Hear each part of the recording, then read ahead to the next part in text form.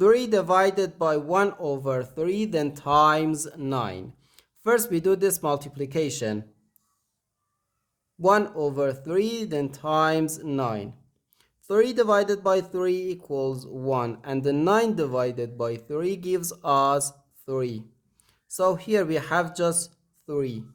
And 3 divided by 3 equals 1. But this answer is not correct, because according to the order of operations, multiplication and division have equal priority, and we have to work from left to right.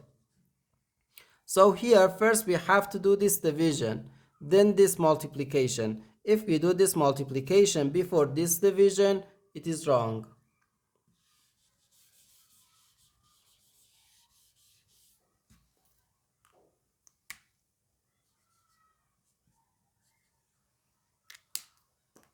So first we have to do this division. 3 divided by 1 over 3.